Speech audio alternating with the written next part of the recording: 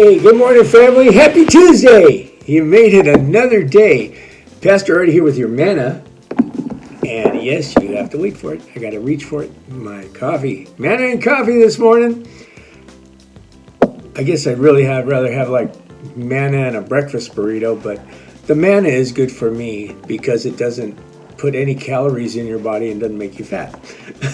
So, please forgive me, guys. I've been dealing with sinus issues. It's been raining here in California.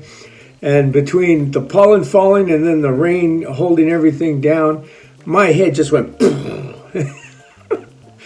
People hear me walking my dogs and I'm like, and they like run across the street. I just hope they don't get hurt because I live in a senior community and, 55 and over. And most of the residents here, they can't run. They're in walkers. They got to hustle. So I try to be nice. It's kind of comical. Linda and I, when we found this place, we were like, oh man, it's so beautiful. It's got fountains, it's got walking paths, it's awesome. And how could you believe you find such a nice place in the middle of Riverside of all places? But we did, and so we moved here. But I want to talk to you guys today about, we have a lot of you that have been laid off. A lot of you have been furloughed from work. I'm one. I've been furloughed from work. And Linda, her hours have been reduced at work to like 3 hours a day. She has to file for unemployment for the balance of her paycheck. And, I don't worry about that. That's irrelevant. All of these things are irrelevant. The thing is, do you have a smile on your face? Are you happy? Joyful is a man whose God is the Lord. He brings us a joy. And, Linda just complimented me last night. I was so blessed by it. She goes, you never have a frown on your face. You're always smiling. I said, because there's nothing to be upset about. Family, this whole COVID-19 thing, it's serious, yes. But haven't we weathered worse? Yes, we have. We had SARS. I just told her the other day I saw a mouse poop and I remembered the hantavirus thing. And, when I was at Northrop, man, we used to clean the stockroom top to bottom and get all this mouse poop and pee and all that stuff out of the way. I don't know why I'm going there with this, because I'm trying to tell you, all this is going to pass too. This is just a puff of smoke in your life, and if you keep on sucking it in, it's going to suck the life right out of you. Don't do that. Encourage one another. Love one another, even if it's by video conferencing or whatever you have to do. Skyping or what's that other one that we do on iPhones? We talk on our iPhones on camera. I can't even remember. It's early in the morning. It's like 3-4 o'clock in the morning. My brain's not awake yet. I need more coffee. But what happens when you go back to work? Are you going to be all bent out of shape and mad at your boss because of the fact that he had to lay you off or he had to furlough you and you had to take some time to be at home? I cannot tell you how many movies I've watched, how many series I've blown through. I've watched every series to their end. I don't think I can watch any more series of shows out there on TV. I think I've seen them all. I'm all caught up on all these ones on AMC and what other on Hulu and YouTube and what's the other one? Netflix. I think I covered them all. But what happens when you go back to work, family? Are you going to be all bent out of shape at your bosses because of what they had to do? They had no choice, really. And it's up to us as employees to do our best to help them to get through it.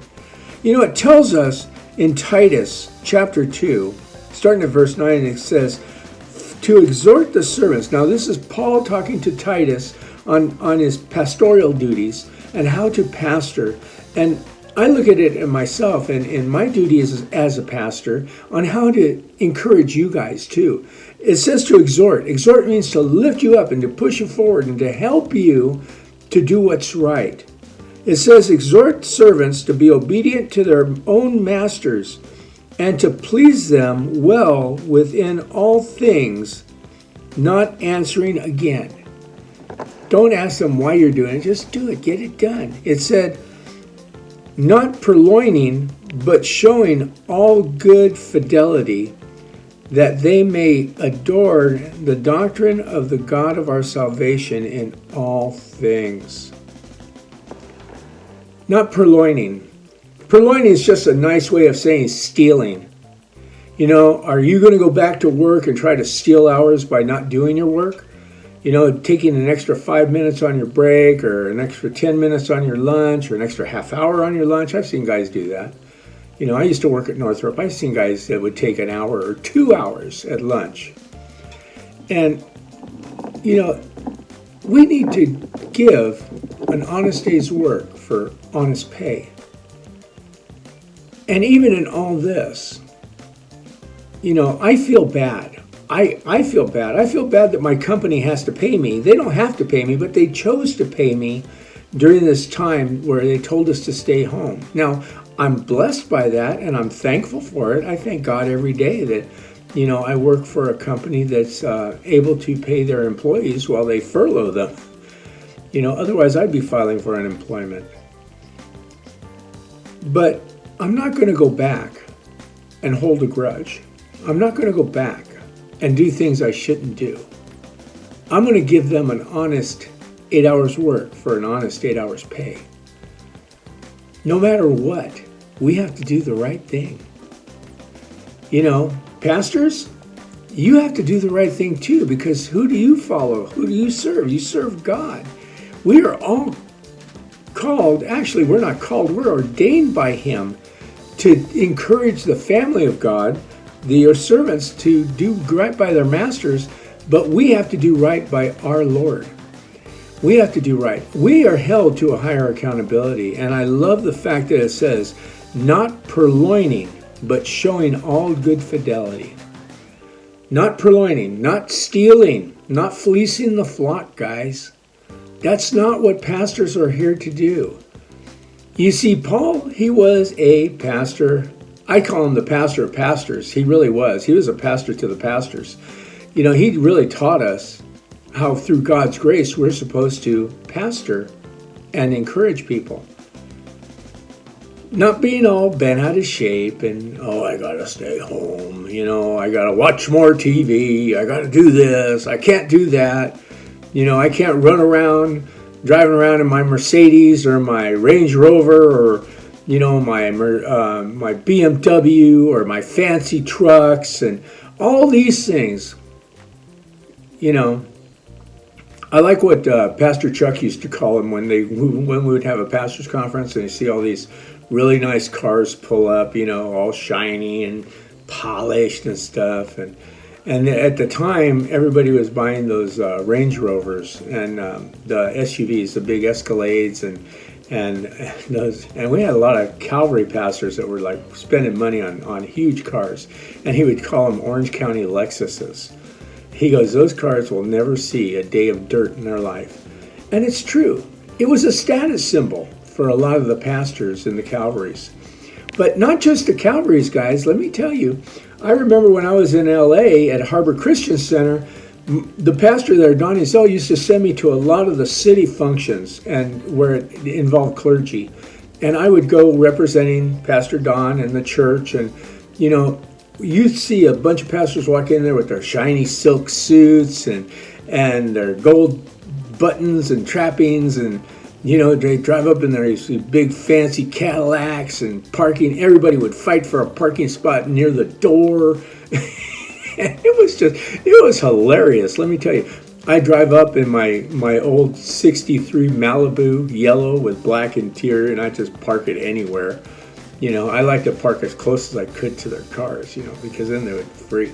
Because I still had a pair of surf racks on my car, and you know, I didn't care. I was having fun.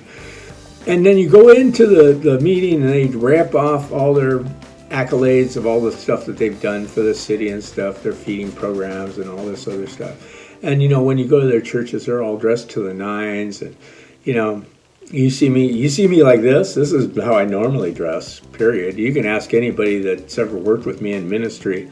I'm pretty laid back. I mean, my Sunday service outfit's a nice dress shirt, my jeans and boots. So, yes, in California, Pastor Artie wears boots.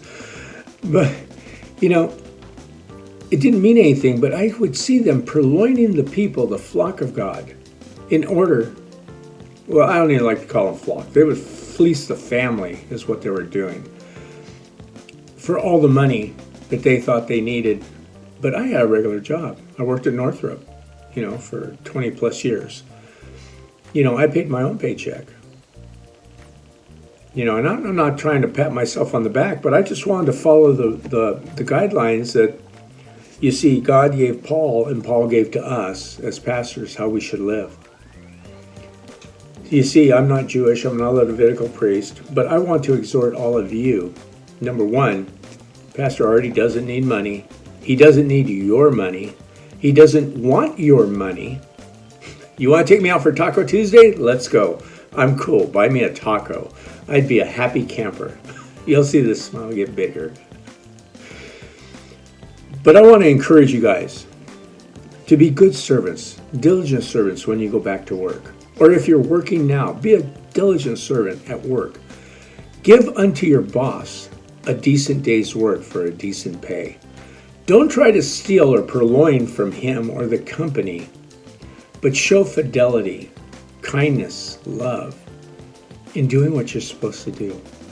And you too can walk out of your building every day with a smile, knowing that you did your best for the Lord because you did your best for your boss.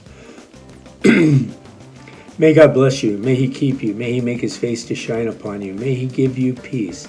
May you become the best employee out there, either at home or when you return to work. Be the best you can be. Be all that you can be. I sound like an Army commercial. Be all that you can be, even though my heart leans toward the Marines. But be all that you can be, and be the best that you can be, because that's what God wants you to be. He wants you to be the best because He's given you the best. Like I said, may He make your day a blessed one.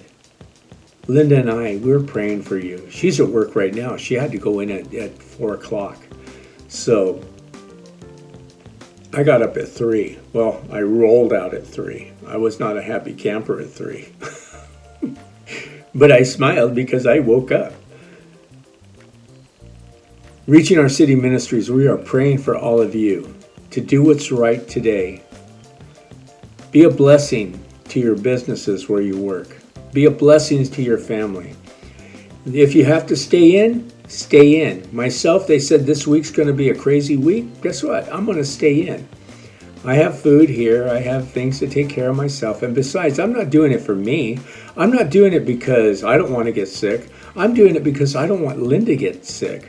Linda has breathing problems already. She has issues with her lungs. She gets bronchitis really easy. So it's up to me to stay healthy so that she can stay well. So I'm not doing this for Pastor Artie. I'm doing it for Linda because I love her so much and I want her to be healthy. May God bless you today, guys. May you do the right thing as you reach out to help others and help yourself. Stay safe, stay healthy, stay in if you have to. And we'll talk to you real soon. God bless you guys. Bye-bye.